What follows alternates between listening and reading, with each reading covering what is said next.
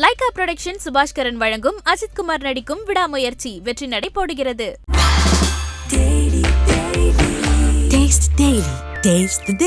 Creative entertainment Dhananjayan வழங்கும் லிஜோமோல் ரோகிணி வினீத் நடிப்பில் இயக்குனர் ஜெயபிரகாஷின் காதல் என்பது புது உடைமை பிப்ரவரி 14 முதல். Sir, apart from the reviews, box office reports எப்படி இருக்கு? செம்மையாக இருக்குது. ஃபர்ஸ்ட் டே கலெக்ஷன் வந்து ஃபேமிலி ஓரியன்ட் படம். அதாவது தன் மனைவியை காப்பாற்ற ஒரு ஹஸ்பண்ட் எவ்வளோ தோளோ போராடுவான்றதை ரொம்ப நீட்டாக மகிழ் காமிச்சிருக்கா தான் நினச்சேன் நான். ஆனால் சோஷியல் மீடியாவில் வரதெல்லாம் பார்த்தீங்கன்னா வேறு மாதிரி ஆளாளுக்கு ஒரு நெரேட்டிவ் ஒன்று க்ரியேட் பண்ணுறாங்க. அது பார்க்கும்போதே நம்மளுக்கு வந்து பெரிய ஷாக் ஆகுது. என்னடா இவ்வளோ இப்பயுமே அஜித் சார் வந்துட்டு அந்த அஃபேர் அப்படின்ற அந்த மேட்டருக்கு வந்துட்டு ஓகே இது எதுக்கு அவர் வந்து அனுசரித்து போகணும் அப்படின்ற ஒரு மிஸ்இன்டர்பிரிட்டேஷன் ஆகுது வெளியில் மக்கள் பார்க்கும்போது. நான் நினச்சேன் வந்து அந்த அஃபேர்ன்றதே வந்து ஒரு குக்டப் ஸ்டோரி. அவள் அர்ஜுனோடது விலகணுன்றதுக்காக கயல் பாயிண்ட் ஆஃப் வியூவில் அர்ஜுனுக்கு சொல்லப்பட்ட ஒரு கதை. இந்த கதையை நம்ம சீரியஸாக எடுத்துக்கிட்டு போய் இந்த கள்ளக்காதலியை பண்ணுறாங்க அப்படின்றதெல்லாம் வந்து எனக்கு தெரிஞ்ச வரையும் இதை நெகட்டிவாக சொல்லணும்னா அப்படிலாம் சொல்லிட்டு போகலாம். சார், இப்போது எஸ்டிஆர் அவர்கள் தொடர்ந்து 4 படத்தோட அப்டேட் கொடுத்துட்டு இருக்கிறார். கிட்டத்தட்ட அப்போ இந்த 4 படத்தையும் இன்னும் 1 வருஷத்துக்குள்ளே அவர் ரிலீஸ் பண்ணணும் வாய்ப்பு இருக்காது? கண்டிப்பாக இருக்குது. அவர் மட்டும் வந்து டோட்டலாக ஃபோக்கஸ்டாக இதை வந்து டெய்லி ஷூட்டிங் நான் வரேன் அப்படின்னு சொல்லிட்டாரு வச்சுங்களேன். வணக்கம் சார். வணக்கம். எப்படி சார் இருக்கீங்க? நல்லா இருக்கேன். விடாமுயற்சி மிகப்பெரிய ஒரு எக்ஸ்பெக்டேஷனில் ரிலீஸ் ஆயிருக்கு. உங்களுக்கு எப்படி சார் இருக்குது படம்? நேற்று உங்களோட ப்ரீமியரில் தான் பார்த்தேன். சினி உலகம் தான் நீங்கள் ஆர்கனைஸ் பண்ணியிருந்தீங்க. ரொம்ப நல்லா இருந்தது. பலாசாரில் நல்ல ப்ரீமியர் அரேஞ்ச் பண்ணியிருந்தீங்க. எனக்கு படம் வந்து அஜித் சாரை இப்படி ஒரு பெர்ஃபார்மன்ஸ் ட்ரிவன் படத்தை பார்த்து ரொம்ப நாள் ஆச்சு. முகவரி, சிட்டிசன் அந்த டைம்லாம் வந்து அவரை பார்த்துருக்கோம். நம்ம வாலியில் வேறு மாதிரி பெர்ஃபார்மன்ஸ் பண்ணியிருப்பார். இதில் இவ்வளோ சட்டிலாக ஒரு அண்டர்ஸ்டாண்டிங்கான ஒரு ஹஸ்பண்டாக இவ்வளோ, அதாவது எல்லாருமே பார்த்து ஆச்சரியப்படுறதே என்னென்னா மகிழ் சார் சொன்ன மாதிரி தான் இருந்தது. அதாவது ஹீரோயிசமே இல்லாமல் பல பேர் வந்து அவர் அடிக்கும் போதும் தன் மனைவியை காப்பாற்றணும்னு ஒரு ஹஸ்பண்ட் என்ன பண்ணுவான்? ஜஸ்ட் லைக் திட் வந்து திருப்பி அடிக்க முடியாதுல்ல. ஏன்னா மனைவியை கடத்திட்டு போயிட்டாங்க. அப்போ வரவெல்லாம் அடிக்கிறான்னாலும் வாங்கிக்கிறதுக்கு ரெடியாக இருக்காரு. ஒரே ரீசன் தான், தன் மனைவி எப்படியாவது காப்பாற்றணும். அப்புறம் ரெண்டாவது, மனைவியோட நான் ஊருக்கு போகும்போது யாருமே என் மனைவிக்கு எந்த பாதிப்பும் வரக்கூடாததுக்காக ஆக்ஷனும் பண்ண மாட்டேன்றது. இது கதையில் இருக்கிற மிகப்பெரிய ஒரு விஷயம். இதை வந்து தெரிஞ்சு தான் அவங்க பண்ணியிருக்காங்க. ஏன்னா எடுத்த உடனே ஒரு ஆக்ஷன் பண்ண முடியாது. இதெல்லாம் இருந்தும், இவ்வளோ ரிஸ்க் இருந்தும் அஜித் சார் அதை எடுத்து பண்ணியிருக்காரு பார்த்தீங்களா? அதெல்லாம் எனக்கு ரொம்ப பிடிச்சிருந்தது. ஏன்னா அவர் நல்லா தெரியும். ஏன்னா இது வந்து பிரேக் டவுன் படத்தினுடைய ஒரு இன்ஸ்பிரேஷனில் தான் அதை ஸ்க்ரீன் பிளே வச்சு பண்ணுறாங்கன்னு தெரியும் போது இதில் லிமிட்டேஷன் ஒன்று இருக்குது. ஏன்னா எடுத்த உடனே ஒரு ஆக்ஷன் பண்ணாருன்னா அப்புறம் வந்து எதுக்கு இவ்வளோ பெரிய பிரச்சனை? இந்த கதையே இல்லைல்ல. அவன் சாதாரணமான ஒரு மனிதனாக இருந்து அது பிறகு கடைசியில் டெஸ்பரேஷனில் தன் மனைவியை காப்பாற்ற என்னென்ன விஷயங்கள்லாம் பண்ணுறான் அப்படின்றதான் ஹீரோனுடைய கேரக்டர் ஆர்க்கு. அந்த கேரக்டர் ஆர்க்கு அஜித் சார் பண்ணணும்னு நினச்சதே பெரிய சர்ப்ரைஸ்.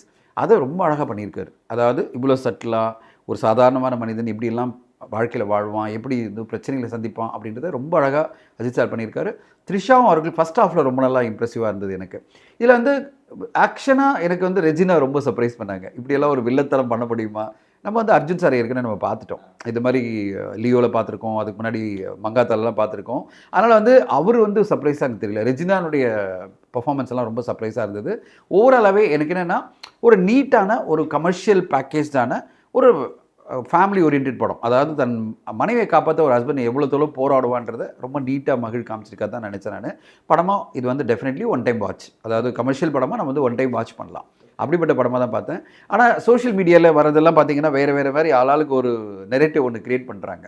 அது பார்க்கும்போதே நம்மளுக்கு வந்து பெரிய ஷாக் ஆகுது. என்னடா இவ்வளோ அஜெண்டாவோட வேலை பண்ணுறாங்களே எல்லாருமே அப்படின்னு. என்னதான் இருந்தாலும் இப்போ அஜித் சார் வந்துட்டு இந்த மாதிரியான ஒரு டிஃப்ரெண்ட்டான படத்தில் நடிக்கிறார் அப்படின்ட்டு இதெல்லாம் யாருக்காக அப்படின்னு ஒன்று இருக்குல்ல, அவரோட ஆடியன்ஸுக்காக. பட் அவரோட ஆடியன்ஸ் அவங்கக்கிட்ட இருந்து அஜித் சார்ட்ட இருந்து இப்படி ஒரு படத்தை எதிர்பார்த்து வர மாட்டாங்க.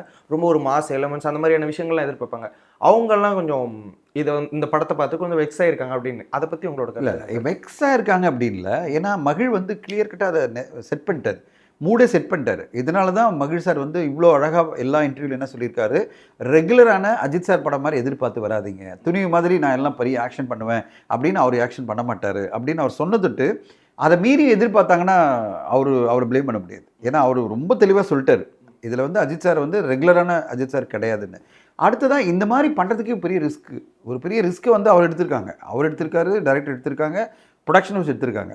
இப்போ 3 பேரும் சேர்ந்து எடுத்தது தானே. இப்போ ப்ரொடக்ஷன் ஹவுஸ் சொல்லியிருக்கலாம், இல்லை சார் உங்கள் ரசிகர்கள் இதை ஒத்துக்க மாட்டாங்க, இது மாதிரி ஆக்ஷனே இல்லாத ஒரு ஃபர்ஸ்ட் ஹாஃப் போகும்போது அதுவும் நீங்கள் இத்தனை பேர்கிட்ட அடி வாங்கினீங்கன்னா மக்கள் ஒத்துக்க மாட்டாங்க அப்படின்னு சொல்லியிருந்தால் அவர் வேறு கதை சொல்லியிருக்கலாம். பட் அவங்களும் வந்து சரி எடுத்து பார்க்கலாம், ஏன்னா நம்ம வந்து எதுவுமே சொல்ல முடியாது, எது ஒர்க் ஆகும்னு சொல்ல முடியாது. அடுத்ததான் அவருக்கு ஒரு கிளியர் கட் ரீசன் இருந்திருக்கு. இதை வந்து அவருடைய பிஆர்ஓ சுரேஷ் சந்திரா சார் சொல்கிறார். நேற்று ஒரு ஆடியோ பதிவில் வந்து அவர் என்ன சொல்லியிருக்காருன்னா, பெண்களுக்கு எதிராக நடக்கிற விஷயங்களுக்கு நம்ம ஒரு படத்து மூலமாக நம்ம சொல்லணும், பெண்களை எப்படி பத்திரமா பாதுகாக்கணும் அப்படின்றதுக்கான ஒரு கதை சொல்லணும்னு நினச்சாரு. அதுக்கு தான் இந்த படம். விடாமுயற்சியே வந்து பெண்களை எந்த அளவு மதிக்க வேண்டியிருக்கு, நீங்கள் இருக்கிற சமுதாயம் வந்து பெண்களை மதிக்காமல் இருக்குது, பெண்களை எந்த அளவு மதிக்கணும், பெண்களை வந்து ஒரு கேர் எடுக்கணும், காப்பாற்றுறது இல்லை கேர் எடுக்கணும், இல்லைன்னா நம்ம கைவிட்டு அவங்க போயிடுவாங்க, நம்மளை வந்து பெரிய பிரச்சனை ஆகிடும் அப்படின்றதுக்கு அழகாக. அதாவது அதில் ஒரு சீனில் காப்பார், அவரோட பர்த்டே நீங்கள் பார்த்தீங்களா, பர்த்டே அன்றைக்கி வந்து இவர் விஷ் பண்ணாமல் இவர் லேப்டாப் பார்த்துட்டே இருப்பார்.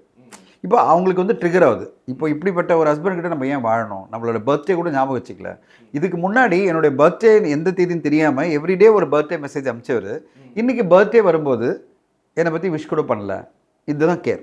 அப்போ நீங்கள் கேர் எடுக்கலைன்னா என்ன ஆகும், உங்கள் கையை விட்டு இருக்கிற சொந்தங்கள்லாம் போயிடும்ன்றது தான் அவர் சொல்லணும்னு நினச்சிருக்காரு. அதாவது ஹஸ்பண்ட் ஒய்ஃப் மத்தியில் ரிலேஷன்ஷிப்பில் மிக முக்கியமான விஷயம் வந்து நீங்கள் எந்தளவு கேர் எடுக்கிறீங்க. It's not romance. அதாவது நீங்கள் எந்தளவு ரொமான்டிக்காக இருக்கீங்களா முக்கியம் கிடையாது, எந்தளவு நீங்கள் கேர் எடுக்கிறீங்க. அந்த கேர் எடுக்கலைன்னா அவங்க வந்து உங்களோட டிஸ்டன்ஸ் ஆகிடுவாங்க அப்படின்றத இந்த கதை மூலமாக சொல்லணும்னு ஆசைப்பட்டிருக்காரு.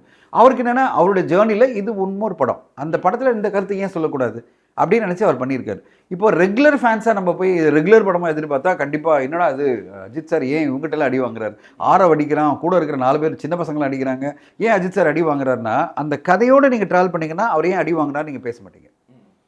அந்த கதையோடு நீங்கள் ட்ராவல் பண்ணாமல் அஜித் சாரை மட்டும் பார்த்தீங்கன்னா கண்டிப்பாக நீங்கள் கேள்வி கேட்டு இருப்பீங்க, ஏன் அஜித் சார் அந்த சின்ன பையனை தூக்கி போட்டாலும் மிதிச்சாலும் அவன் விழுந்துருவான்ல, இவனை ஆரோவெல்லாம் இவன் ஒரு பெரிய வில்லனா, இவருக்கு எதிராக நிற்க முடியுமா, அப்படிலாம் நினச்சி நீங்கள் படம் பார்த்தீங்கன்னா கண்டிப்பாக உங்களுக்கு வந்து என்னடா இது மாதிரிலாம் நடக்குதுன்னு டிஸ்டர்பன்ஸ் ஆகும். ஆனால் ஒரு கேரக்டராக அர்ஜுன் அப்படின்ற ஒரு கேரக்டர், அந்த கேரக்டர் வந்து தன் மனைவியை கொண்டு போய் சேர்க்கணுன்ற ஒரு கடமையில் இருக்கிறவர் பத்திரமா சேர்க்கணும் அப்படின்னு வரும்போது என்னென்ன மாதிரி பொறுப்பாக நடந்துப்பாருன்ற மாதிரி தான் நான் பார்த்தேன்.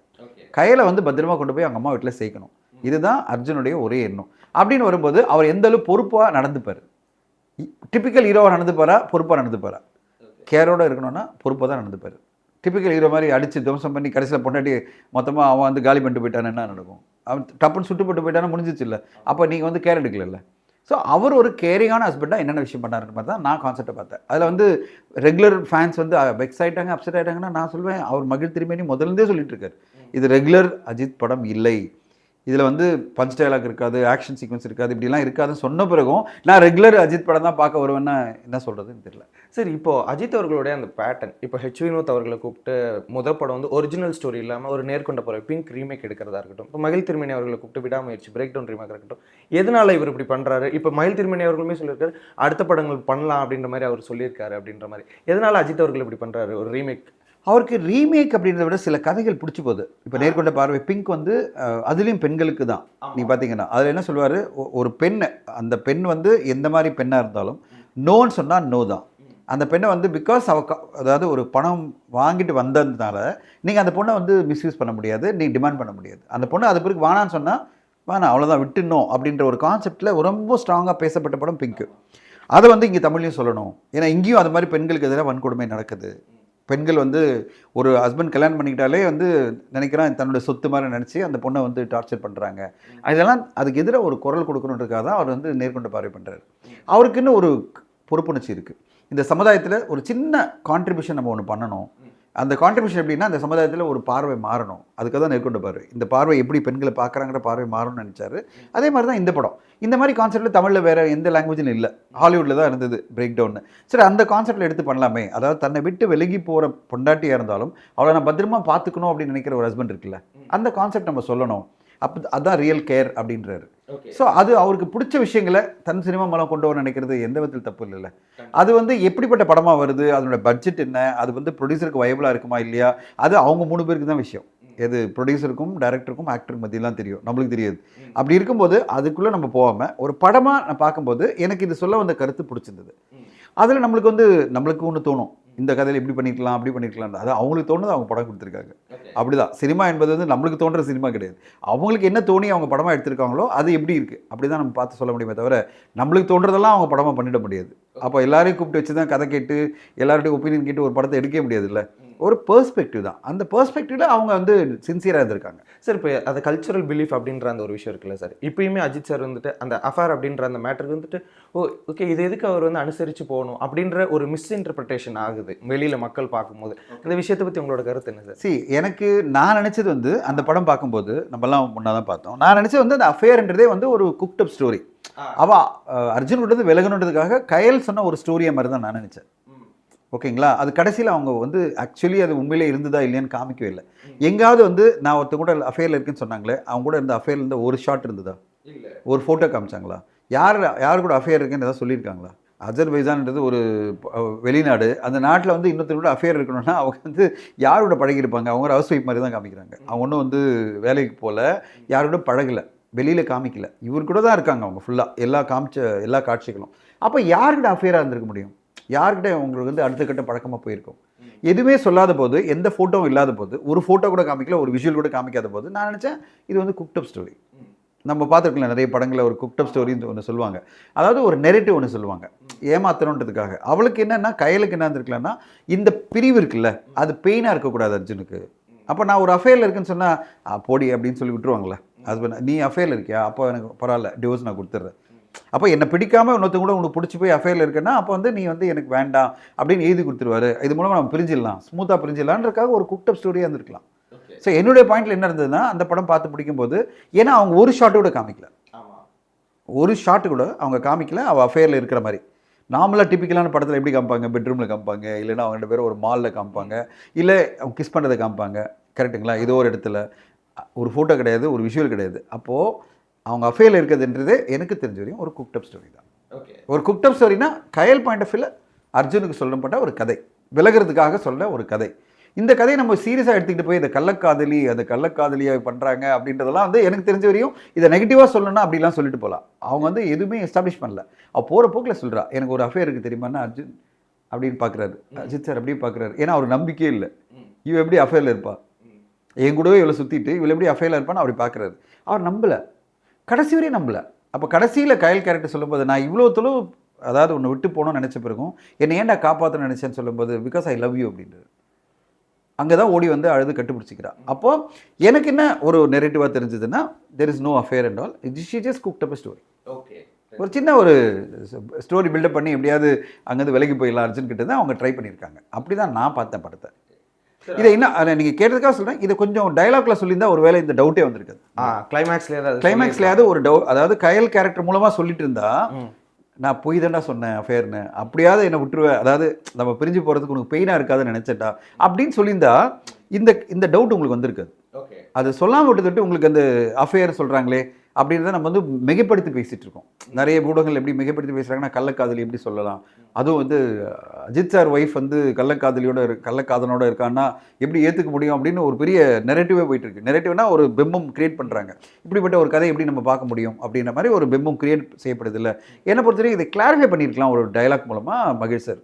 அது பண்ணி தான் இந்த பிரச்சனை வந்திருக்காது. ரிலீஸ் ஆன பிறகு நம்ம ஆட் பண்ண முடியாது வச்சுங்களேன். பட் எனக்கு அப்படி தான் இன்டர்பிரேஷனாக இருந்தது படம் பார்த்து பிடிக்கும்போது. Sir, apart from the reviews, box office reports எப்படி இருக்குது? செம்மையாக இருக்குது. ஃபர்ஸ்ட் டே கலெக்ஷன் வந்து மிக பெருசாக இருக்குது. இன்றைக்கி காலையில் இப்போ தான் எனக்கு ரிப்போர்ட் காலையில் வந்து பார்த்தீங்கன்னா கிட்டத்தட்ட 70 to 80% இருக்குது. எல்லாமே சிட்டியில் எல்லாத்துலேயும் பார்த்தீங்கன்னா 70 to 80% ஃபஸ்ட்டு ஷோ இப்போ வந்து நம்ம பேசிகிட்டு இருக்கோம். 9 மணி காட்சிகள் ஆல்ரெடி ஆரம்பிச்சிருச்சு. அதில் பார்த்தீங்கன்னா இந்த அளவு பர்சன்டேஜ் வருது வச்சிங்களேன். அப்போ அவ்வளோ ஆடியன்ஸ் வந்து இந்த படங்களை பார்க்க ரெடியாக இருக்காங்க. இந்த வீக்கெண்டு செம்மையாக இருக்கும் படம். என்ன இப்போ இருக்கிற தமிழ் சினிமாவில் இருக்கிற மிகப்பெரிய ப்ராப்ளம் என்ன தெரியுமா, ஒரு படம் ஒரு சில பேருக்கு பிடிக்கலன்னு வச்சுங்களேன், இதை வந்து மிகப்படுத்தி அந்த படத்தை மொத்தமாக நெகட்டிவ் பண்ணி அதை டோட்டலாக காலி பண்ணுற ஒரு மனப்போக்கு நிறைய பேர்கிட்ட இருக்குது. அடுத்ததாக ஒரு சிக்கலான ஒரு விஷயம் என்ன போயிட்டுருக்குன்னா, டிஃப்ரெண்ட் டைமிங்கில் இந்த படம் ரிலீஸ் ஆகுது. ஓகே, ஓவர்சீஸில் 4 மணிக்கே ரிலீஸ் ஆச்சு, நம்ம ஊரில் 9 o'clock. நீங்கள் பாருங்களேன், 4 மணிக்கு ஓவர்சீஸ் டைமு அப்போ ரிலீஸ் ஆகிடுச்சு. என்ன காரணம்னா, என்னோட மகள் 4 மணிக்கு பார்த்தாங்க, இந்தியன் டைம் 4 மணிக்கு படத்துக்கு போயிட்டாங்க. எனக்கு கால் பண்ணி சொன்னாங்க, அப்பா நான் உள்ளே போகிறேன், படத்துக்கு போகிறேன். அவங்களும் அவங்க ஹஸ்பண்ட் போனாங்க. அடுத்ததாக 6 மணிக்கு வந்து ஆந்திராவில் ஓப்பன் ஆகிடுச்சு, 7 மணிக்கு பெங்களூரில் ஓப்பன் ஆகிடுச்சு. நம்ம 9 o'clock பார்க்குறோம். இதுக்குள்ளே இவங்கெல்லாம் படம் பார்த்து முடிச்சிட்டாங்க. யார்? ஓவர்சீஸு, ஆந்திரா, கர்நாடகாலாம் பார்த்துட்டாங்க, கேரளா எல்லாம் பார்த்துட்டாங்க.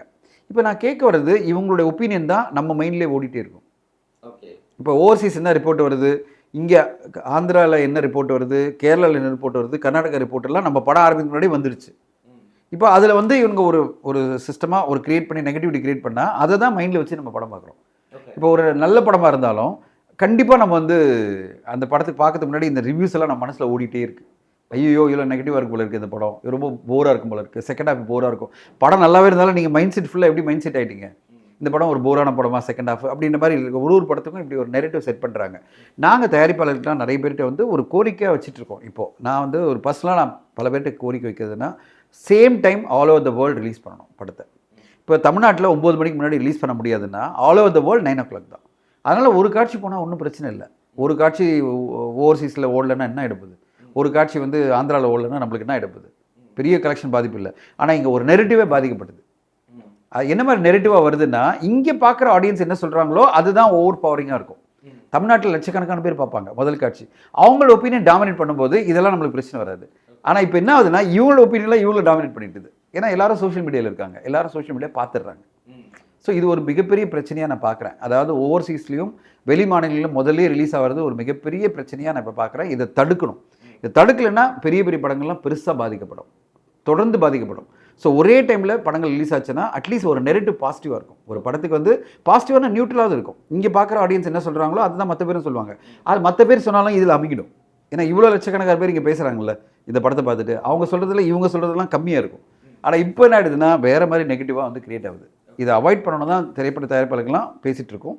ஒரு முடிவுக்கு வரும்னு நினைக்கிறேன். சரி, இப்போ அஜித் சார் ஃபேன்ஸுக்கு எப்படி இருக்கும்? ஏன்னா அடுத்த 60 நாளில் கம்ப்ளீட்டாக வேற ஒரு ஜானரில் வேற ஒரு படத்தை பார்க்க போகிறாங்க, குட் பேட் அக்லி. அப்படிங்கும்போது நீங்கள் எந்த அளவுக்கு எக்ஸ்பெக்டேஷனோட இருக்கீங்க அந்த படம்? இல்லை, எனக்கு என்னென்னா அது வேறு ஜானர், இது வேறு ஜானர். இது வந்து நம்ம இதுவரையும் பேசிட்டோம். ஒரு ஃபேமிலி ஜானரில் ஒரு ஹஸ்பண்ட் ஒய்ஃப் மத்தியில் இருக்கிற ஒரு கதையாக இந்த படம் போனப்போ இந்த படத்துக்கான ஒரு எதிர்பார்ப்பு என்ன இருந்ததோ அதுக்கேற்ற மாதிரி அந்த படம் இருந்ததா இல்லையா அப்படின்ற ஒரு ஜட்மெண்ட்டோட இந்த படம் முடிஞ்சிடும்.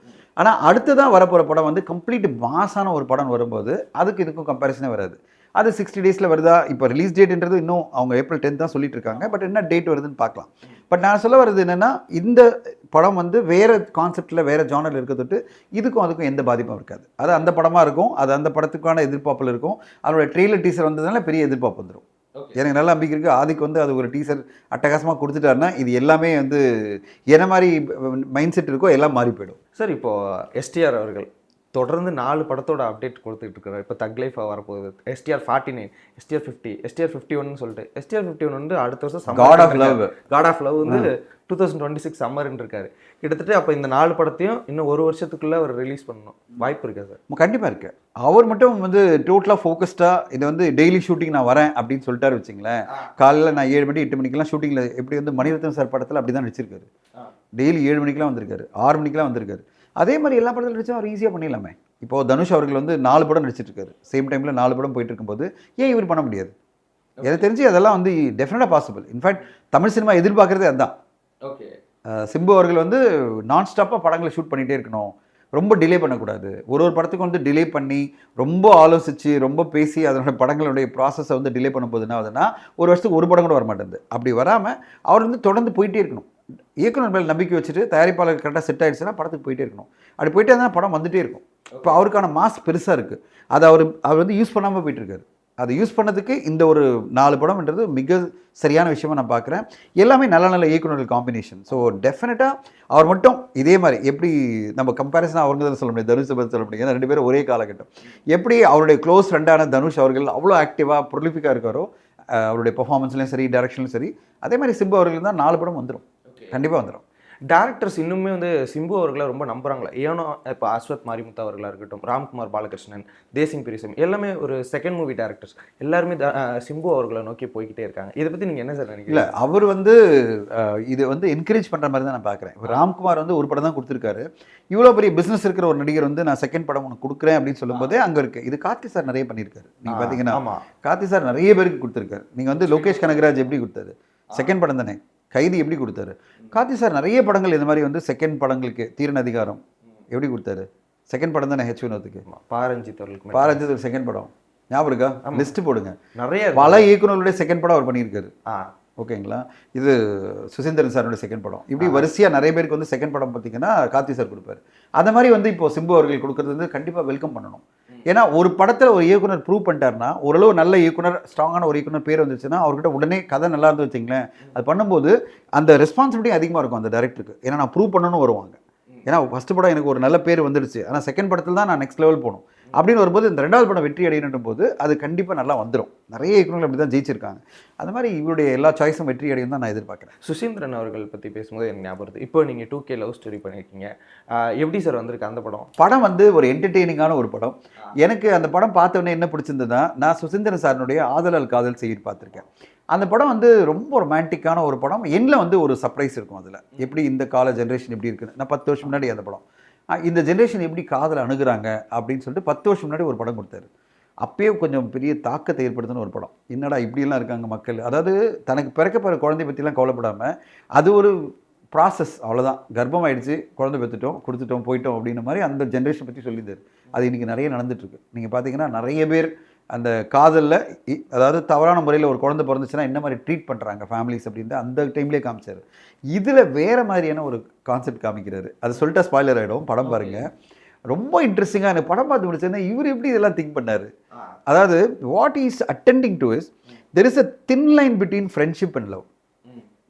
எல்லா ஃப்ரெண்ட்ஷிப்பும் லவ்வாக மாறணும்னு அவசியம் இல்லை, மாறாமல் இருக்கணும் கூட அவசியம் இல்லை. ஓகேங்களா, மாறலாம், மாறாமல் இருக்கலாம். ஸோ இது வந்து நான் எதிர்பார்க்கவே இல்லை. இப்படி ஒரு கான்செப்டை ரொம்ப அழகாக ப்ரெசென்ட் பண்ண முடியுமா? Thin line between friendship and love between a boy and girl. ஒரு பெண்ணுக்கும் ஒரு பையனுக்கும் மத்தியில் ஃப்ரெண்ட்ஷிப்பு எந்த அளவு இருக்கும், அந்த ஃப்ரெண்ட்ஷிப் எப்போ லவ்வாக கன்வெர்ட் ஆகுமா ஆகாதா, ஆகணும்னு அவசியமா? இப்படி பல விஷயங்களை அவர் அட்ரெஸ் பண்ணுறாரு. 2வது இந்த 2K கிட்ஸ் மேலேயே மிகப்பெரிய ஒரு நம்பிக்கையை அவர் விதைக்கிறார் இந்த படம் மூலமாக. அவங்கள வந்து தவறுதலாக கண்ணோட்டத்தில் பார்க்காதீங்க, அவங்க பயங்கரமான மெச்சூர்டான பசங்க அப்படின்னு ஒரு ஒரு அணுகுமுறையே ரொம்ப புதுசாக இருந்தது எனக்கு. அந்த படத்தை மாதிரி முடிக்கும்போது இது நம்ம சொல்லலை, இதுவரை யாருமே சொல்லலை. இந்த மாதிரி ஒரு அணுகுமுறையை வந்து யாருமே சொல்லலை, அதுவும் ரெஸ்பெக்டாக சொல்லலை. இந்த கால பசங்க எப்படி இருப்பாங்க எல்லாத்துலேயும் பார்த்தீங்கன்னா 2K கிட்ஸை பார்த்தீங்கன்னா ரொம்ப கேவலமாக இன்னமும் எல்லாருமே வந்து மோசமான பசங்க மாதிரி காமிக்கிற பல படங்கள் மத்தியில் 2K பசங்களுக்கு ஒரு ரெஸ்பெக்டபுளான படமாக இந்த படம் இருக்கும். இந்த கிட்ஸ் வந்து எவ்வளோ மெச்சூர்டாக இருக்காங்க, அவங்களுக்கான வாழ்க்கையே அந்த புரிதலும் எப்படி நல்லா இருக்குது அப்படின்னு சுசீந்திரன் சார் ரொம்ப அழகாக சொல்லியிருக்காரு. அப்போ தான் தெரிஞ்சு இந்த படத்தை நம்ம சப்போர்ட் பண்ணலாம் அப்படின்னு தான் ரிலீஸ்க்கு வந்து அப்போ ரொம்ப பிடிவாதமாக என்ன ஆச்சுன்னா அந்த டைமில் நான் வந்து காதல் என்பது பொதுவுடைமை ப்ரொமோட் பண்ணிட்டு இருக்கேன். ஏன்னா அது வந்து 14th கொண்டு வரணும் அப்படின்னு வேலண்டைன்ஸ் டேக்கு தான் அந்த படத்தை வந்து முதலேருந்தே பிளான் பண்ணோம். ஏன்னா that talks about a different love.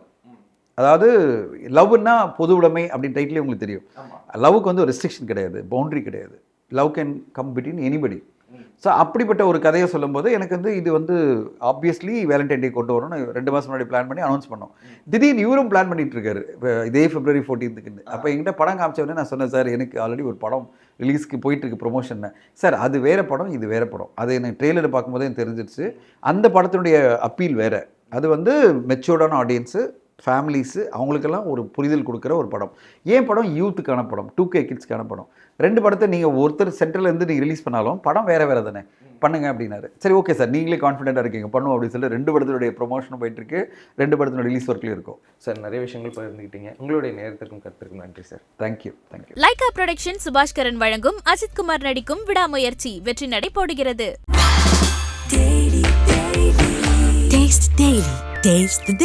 Creative entertainment சனஞ்சயன் வழங்கும் லிஜோ மோல் ரோகிணி வினீத் நடிப்பில் இயக்குனர் ஜெயபிரகாஷின் காதல் என்பது புதுவுடைமை February 14 முதல்.